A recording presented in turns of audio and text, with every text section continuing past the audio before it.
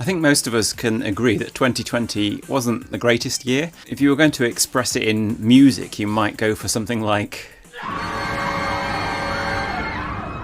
So for a bit of cathartic fun, let's have a go at building a top 10 of the most screamy, shocking chords in music history. We'll mark each chord in terms of chills, how much does it make your blood run cold? Distinctiveness. Now this is important because once you've heard one screaming chord, you've heard a lot of them. It's pretty hard to write one that really stands out. Realism or true to life, how like a real scream does it sound? And finally decibels. Let's start at number 10 with a chord that's still in the charts after almost 300 years. It's this chord from Bach's St. Matthew Passion.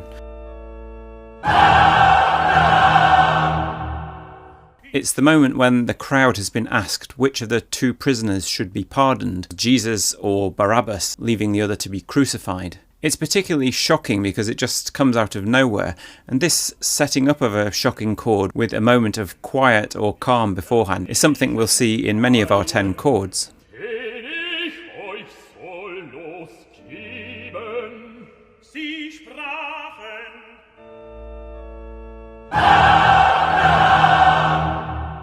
The chord itself is just a standard diminished seventh, a favourite chord for tension building, so in terms of distinctiveness it's a modest 7. And other than being sung out loud, it's not particularly like a real scream, so we'll give that a 7 as well. Decibel level also 7, but for blood curdlingness this one gives me a chill every time, so it's a 10 out of 10 there. At number 9 we've got another chord that's been on the charts for a while. This one's from Beethoven's 9th Symphony.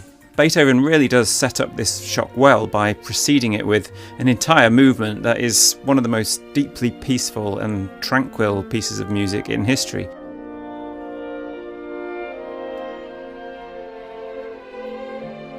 So it's quite a shock when you suddenly get this.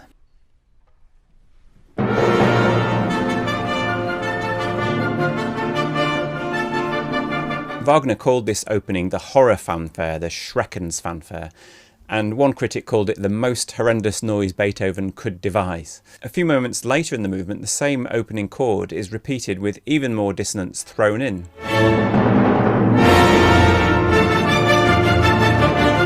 So it's quite shocking to see a Beethoven chord that has all 7 notes of the D harmonic minor scale.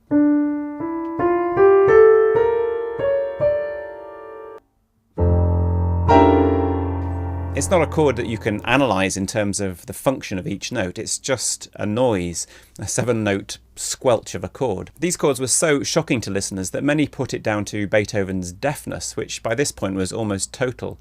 The renowned violinist and composer Louis Spohr rather cuttingly said, "His constant endeavour to be original and to open new paths could no longer be preserved from error by the guidance of the ear."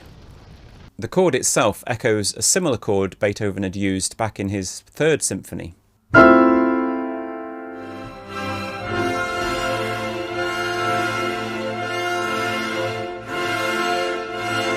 And back then he was only a little bit deaf, so it was clearly a sound he had actually heard and decided he liked. The chord at its heart is just a minor triad with an added minor 6th on top.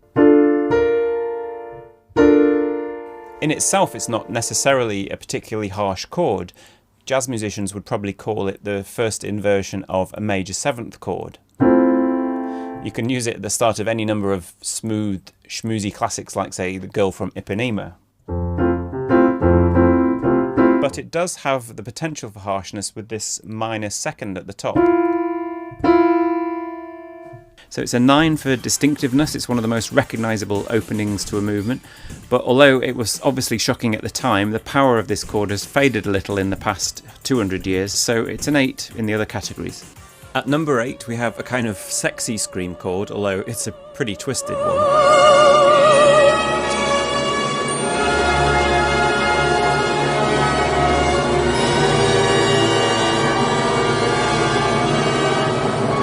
This is the chord from Strauss's opera Salome. So in the opera, Salome has the hots for John the Baptist, but he's too devout, so the only way she can get to kiss him is if he's dead. So she orders his severed head to be brought to her and then kisses it in a moment of deranged ecstasy. To me, the most shocking feature of the chord is not the harshness itself, but the fact that it sits within a lush tonal passage. In fact, just from the melody line and the two chords either side, it seems like a standard 1/4-1 plagal cadence. That's the cadence you sing amen to. So it's a classic religiously tinted chord progression that seems well suited to what is, after all, a biblical story. But of course, this isn't just a standard nativity scene. She's just committed necrophilia. So I think the chord is Strauss's way of conveying the deranged, gory ecstasy of Salome's emotions. It's a plagal cadence gone gruesomely wrong. It's the crazed stare that operatic sopranos just love to embody.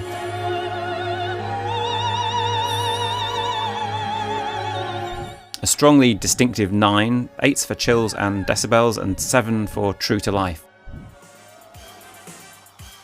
At number 7, and moving further into the 20th century, we have this absolutely epic scream chord from Mahler's unfinished 10th Symphony.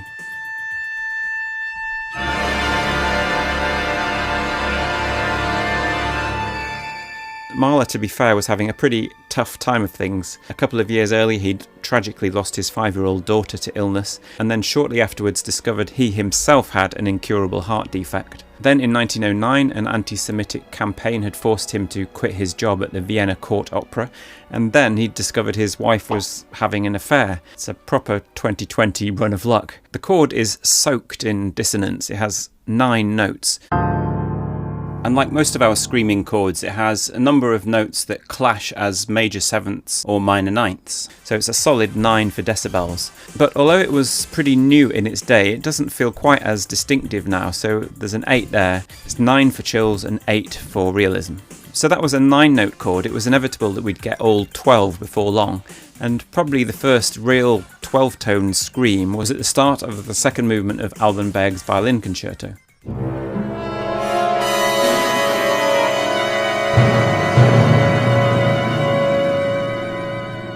In fact, there's an amazing connection between this scream and Mahler's scream at number 7. The man Mahler's wife was having an affair with was the architect Walter Gropius, and the two of them went on to marry and have a daughter, but she died aged 18 from polio. And Alban Berg, who knew the family, dedicated his concerto to Manon Gropius, and he said it was to the memory of an angel. This is a 7 for distinctiveness, an 8 for chills, 8 for decibels, and 7 for true to life. So as we get further into the 20th century, it becomes harder to write truly distinctive screams. And just to give you a taste of my own attempts, not because it really deserves a place on this list, we'll include this chord from my opera Nothing, which recently had its second production in Copenhagen. In the story, the school term has just restarted, and one boy, Pierre, tells his classmates that life has no meaning and goes off to sit in a plum tree for the rest of the opera. They're all upset by this, and they set about trying to prove him wrong, eventually forcing each other to give up more and more extreme things in a misguided effort to work out what really does have meaning. So my scream happens in the moment near the culmination of the opera, where the guitarist Johann realises his classmates intend that his sacrifice would be not his guitar, but his finger.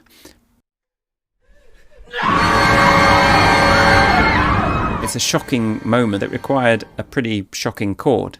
I went for a pretty widespread chord, but focused on the very high trumpets and upper woodwind to really give some punch to the scream. And if you want to see a little bit more about how I arranged the chord, I'll be talking about it more in a small follow-up video on my Patreon page.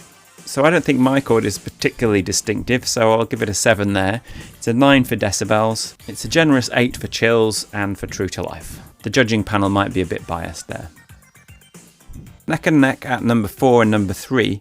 These two were both released in the same year, 1960, and they both have a similar sound, but I have to score both with a 10 for distinctiveness, as they really move beyond normal notes and into the world of sound effects. First we have the famous shower scene music by Bernard Herrmann from Alfred Hitchcock's film Psycho. This time the only sound we hear before the shock is the trickle of the water in the shower.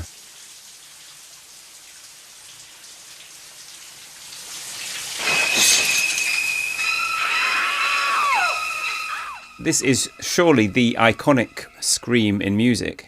Glissandoing violins with no accompaniment gives it just an 8 in the decibels, but it's a true-to-life 9 out of 10, a 10 for chills, and a screeching 10 for distinctiveness.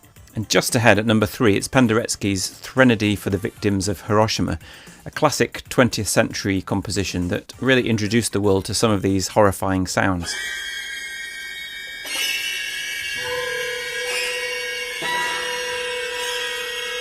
The opening scream-like effect is basically a lot of strings playing unspecified very high notes. Just ahead of Psycho, this gets a 9 for decibels, but an equally true-to-life 9 and an equally blood-chilling and distinctive 10. So after almost a century of chilling screams, British composer Mark Anthony Turnage did well to find a newly distinctive one in his piece that has scream in the title. It's Three Screaming Popes, which is a new entry at number 2. The title is inspired by those terrifying paintings by Francis Bacon. The piece ends with this series of very convincing, almost true-to-life musical screams. Just like the Beethoven and the Bach, to set up the scream effectively, there's some quiet and gentle music. Turnage has a moody melody on soprano sax with harp and electronic piano accompaniment. To give the scream a real true-to-life feel, the notes are spat out as a kind of very fast trill. You have high B's and C's on the piccolo and the high trumpets. There's also a police whistle thrown in, and I don't know if you've ever stood next to one of those, but those things are loud. So it's a window-shattering 10 for decibels, 10 for true to life, and 10 for distinctiveness, just missing out on the top spot with a 9 for chills. So finally, a terrifying, screaming texture that surely has to be one of the most chilling moments in all of 20th century music. It's the Kyrie from Ligeti's Requiem. High sopranos winding around one another give the piece a real hellscape feel. It's an inescapable 10 for chills, decibels, realism, and distinctiveness. And we'll play out with our 2020 Christmas number 1. It's Ligeti's Requiem.